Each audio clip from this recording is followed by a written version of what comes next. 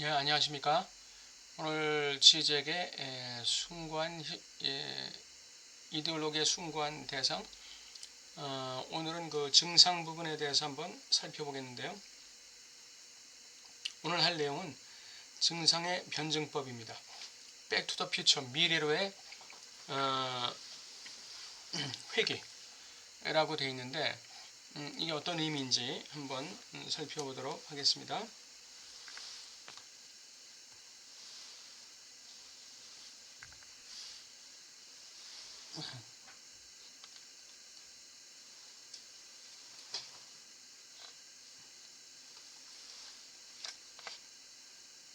잘 보이시나요?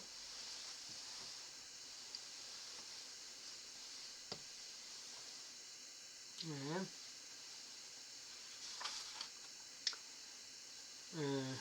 낙강은 증상을 억압된 것의 회귀라고 말합니다. 증상은 처음에는 하나의 흔적처럼 보이는데 분석이 그렇죠. 증상은 뭐의 흔적처럼 보이는 것이죠. 분석에 충분히 진척되기 전까지, 그리고 우리가 의미를 깨닫기 전까지는 이해되기를 허용하지 않는 흔적이라는 말입니다. 따라서 분석은 일종의 상징화이다 이렇게 되어 있습니다. 분석은 일종의 상징화다, 역사화다. 무의미한 상상적 흔적들을 상징계로 통합하는 것이 분석이다. 주체의 역사의 상징적 발전 과정에 동화될 수 없는 상상적 고착들로 이루어진 것들은 분석 중에 일어나는 상징적 과정에 의해서 존재해왔던 것이 될 어떤 것이 된다. 주체의 역사에 상징적 발전 과정에 동화되지 않은, 포함되지 않은 그 상상적 고착들, 이게 이제 흔적이라는 거, 증상의 흔적이라는 것이죠. 이것들은 그 분석 중에 일어나는 상징화에 의해서 진정한 그 역사의 존재들이 되는 것이죠. 진정한 역사의 요소들이 되는 것이죠. 억압된 것은 어디로부터 회귀하는가? 과거로부터 회귀하는 게 아니라 미래로부터 회귀한다는 거예요. 증상은 무의미한 흔적들이며 그 의미는 과거에 숨겨진 깊이로부터 발굴되지 않는다. 증상의 의미는 과거로부터 나오는 어떤 이미 존재하는 어떤 것이 아니라는 것이죠. 그것은 소극적으로 구성된다. 그 의미는 미래로부터 온다 이거죠. 분석은 진리를 생산한다. 흔적, 증상들의 의미는 주어져 있는 것이 아니라 의미는 기표망의 변형에 따라 계속해서 변화를 겪는다. 증상, 흔적의 의미는 미래로부터의 기표화, 상징화에 의해서 계속적인 변화를 겪게 되는 것입니다. 한번 변화를 겪었다고 해서 끝이 아니라 계속적이고 지속적으로 변화를 겪는 것입니다. 모든 역사적 단절, 새로운 주인 기표의 출현은 언제나 모든 전통적 의미를 소극적으로 바꾸고 과거의 이야기를 재구축한다. 과거의 이야기를 재구축한다. 또 세월이 지나서 또 재구축하고, 세월이 지나서 또 재구축하고.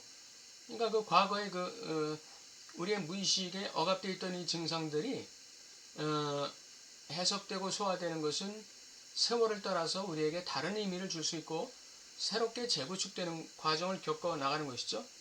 이 과정은 일평생 지속되는 것이라고 말할 수 있습니다.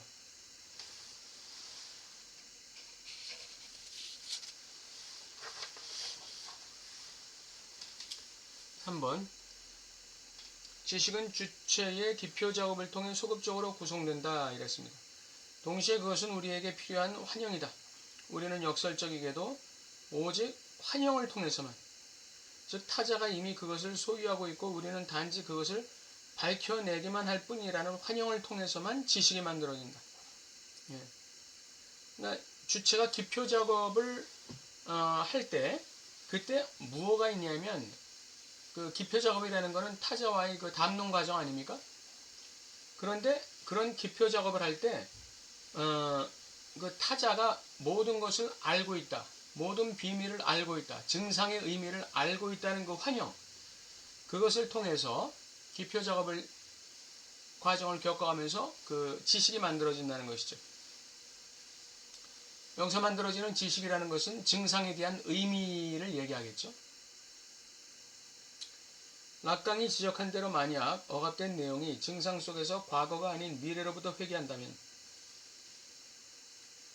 무의식의 현실을 실현하는 전이는 과거가 아닌 미래로 이전시켜야 한다. 우리는 보통 전이를 과거에 대한 과거 사건, 과거의 증상에 대한 그 전이로 보잖아요. 그런데 증상에는 의미가 없다는 거예요. 락강이 말하는 증상에는 의미가 없다는 거예요. 단지 어떤 흔적일 뿐이라는 것이죠. 거기에다가 의미를 주는 것은 과거로의 전이를 통해서가 아니라 미래로의 전이를 미래로 지향할 때, 다시 말하면 이것은 미래로부터의 회귀로서의 의미가 주어진다 이거죠. 이것을 그 지적은 과거로 호랑이처럼 도약한다 이런 표현을 썼죠. 과거로의 여행이란 우리가 오직 이 기피의 장 속에서만 과거를 변화시키고 과거를 초래할 수 있다는 사실이 환각적으로 무대화된 것이다. 이렇게 말할 수가 있습니다. 증상을 해석한다는 것, 증상에 의미를 준다는 것, 증상을 상징화시킨다는 것은 과거로의 여행인데 그것은 바로 환각적으로 무대화된 작업이다 이거죠. 기표의 장 속에서만 과거를 변화시키고 과거를 초래할 수 있다는 이 사실이 환각적으로 무대화된 것이다. 아까 타자와의 담론 과정에서 타자가 내 무의식의 증상의 의미를 알고 있다고 환각하는 그런 것이 있다고 그랬죠.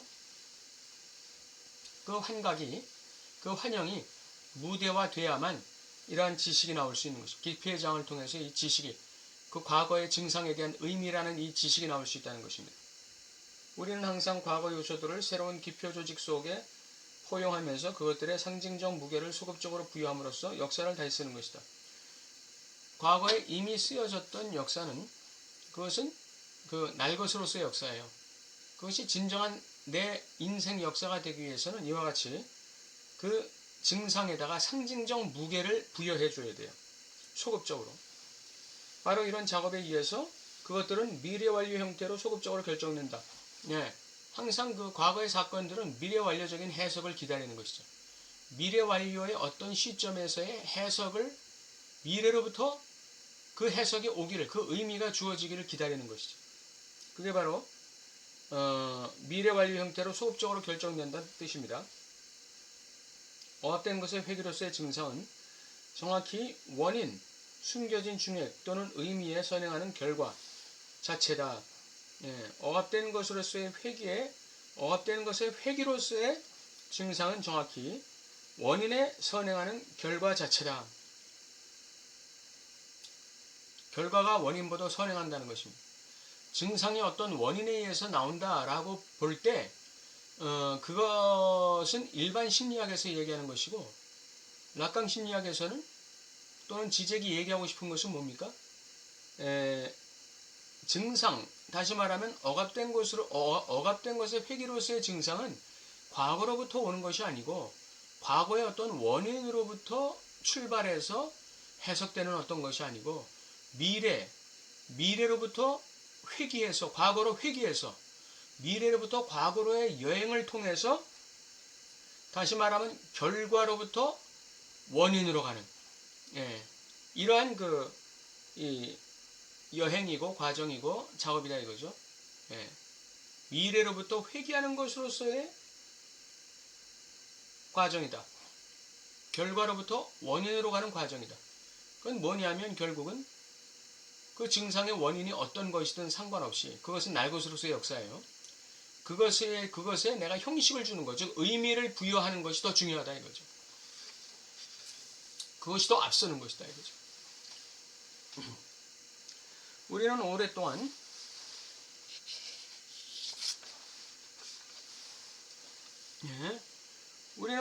잊혀왔던 과거 속의 트라우마적 사건들에 대한 상징적 현실을 생산하는 것이다. 잊혀왔던 과거 속의 트라우마적 사건들에 대한 상징적 현실을 생산하는 것이다. 그 트라우마적 사건이 현재 나에게 주는 의미를 내가 만들어내는 것이다 이거죠. 그 사건, 트라우마적 경험이 오늘날 나에게 주는 의미를 내가 미래 완료적으로 만드는 것이다 이거죠. 오직 전의를 통해서만 우리 자신을 추월하고 이후에 우리가 이미 있었던 지점에 자리 잡게 되는 방식으로만 앞으로 나아갈 수 있는 이 순환 운동인 일종의 올감이다. 이 작업은, 이 전의를 통한 이 작업은 마치 안으로 접힌 8팔자, 안으로 접힌 아라비아 숫자 8자처럼 이 펴진 팔자가 아니라 안으로 접힌 팔자처럼 일종의 순환 운동을 하는 건데, 그 순환 운동은 뭐냐? 미래로부터 과거로 가는 순환 운동이에요. 미래로 가면서 우리는 자신을 추월하고, 과거로 가면서 우리는 있어야 될 자리, 위치에 다시금 자리 잡게 되는 것이죠. 이 변증법적 순환 운동만이 그 주체로 하여금 미래를 향해서 나갈 수 있게 한다 이거죠. 우리 자신을 추월하고 미래로의 여행, 그 후에 시간의 방향을 역전시키는 과거로의 여행, 이러한 여분의 올가미인 이 과잉의 우회는 단지 소위 환영과 무관한 현실에서 일어나는 객관적 과정에 대한 주관적 지각이 아니다. 현실 속에서 일어나는 객관적 사실에 대한 주관적 해석, 객관적 사실 또는 객관적 과정에 대한 주관적 해석 또는 주관적 지각, 이것과는 상관이 없다 이거죠. 이러한 잉여의 올가미는 오히려 소위 객관적 과정 자체의 내적 구성 요소이다. 이러한 전의의 미래로의 여행, 그리고 해석의 과거로의 여행이라는 이러한 잉여의 올가미는 이미 객관적 과정 자체의 내적 구성 요소다 이거예요. 객관적 과정은 뭡니까? 미래로부터 과거. 또 증상 자체의 내적 구성 요소다. 증상은 바로 이런 내적 구성 요소를 이미 포함하고 있다 이거죠. 증상은 이러한 내적 과정을 통해서 해석된다. 과거의 객관적 상태는 오직 이러한 부가적 우회를 통해서만 미래로 갔다가 과거로 돌아가는 이 우회 과정을 통해서만 소급적으로 과거에 존재했던 바가 될 수 있다. 진정한 내 역사가 될 수 있다 이거죠. 요점은 전의는 환영이지만 우리가 그것을 무시하고서는 진리에 곧바로 다다를 수 없다는 것이다. 진리 자체는 전의에 고유한 환영을 통해서만 구성된다.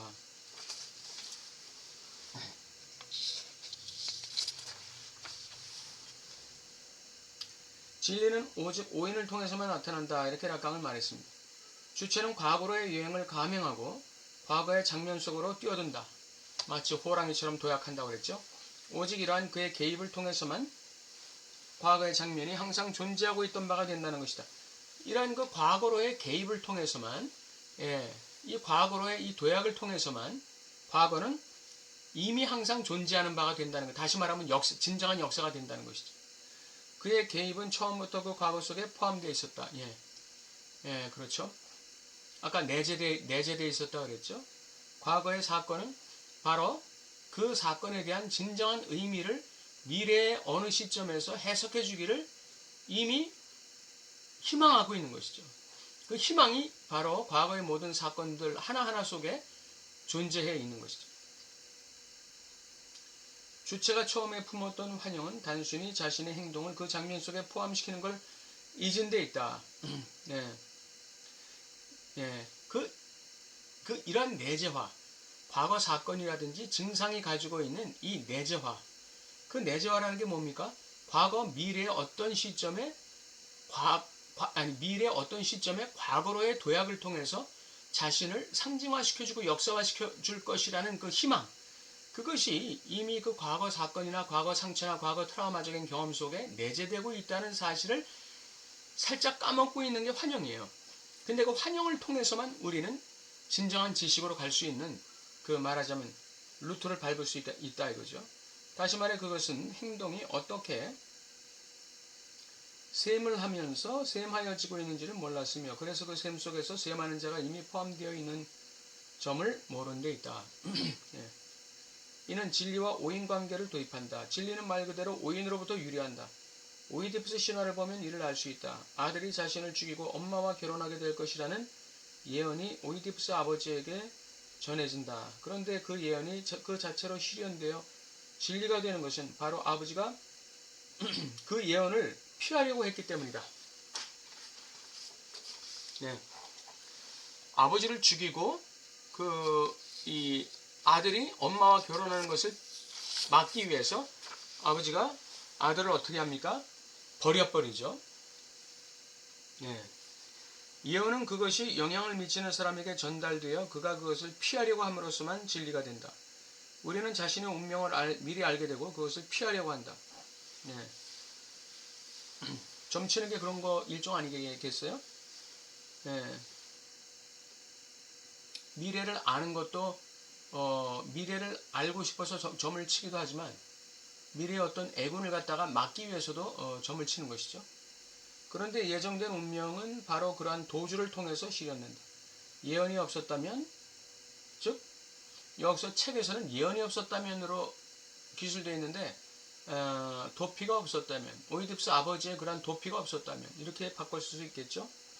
어린 오이디푸스는 자기 부모와 행복한 가정을 이루고 잘 살았을 것이며 오이디푸스 컴플렉스라는 것도 존재하지 않았을 것이다. 그래서 이 도피라는 거, 이 도피라는 것이 바로 도피라는 것이 바로 그 오인에 해당되는 것이고, 그 도피라는 것이 바로 뭐를 가져온다는 거예요? 진리를 만들어낸다는 것이죠. 예. 그 도피라는 것이 진리를 만든다. 환영에 대한 오인이